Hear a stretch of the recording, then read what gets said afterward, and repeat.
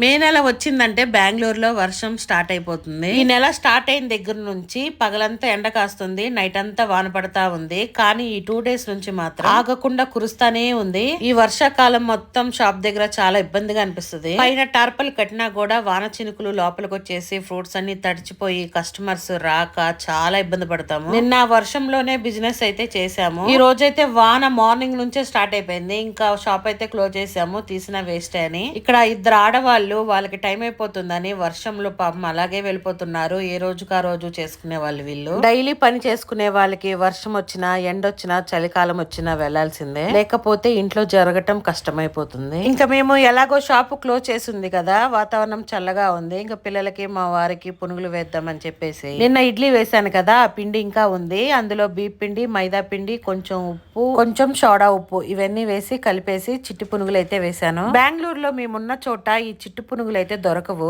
ఎక్కువగా ఆలు పునుగులు అయితే దొరుకుతాయి, కానీ మాకు అంతగా నచ్చవు. మేము ఎప్పుడు తీసుకురాము. ఒకసారి తీసుకొచ్చాము కానీ తిన్నాము, నచ్చలేదు.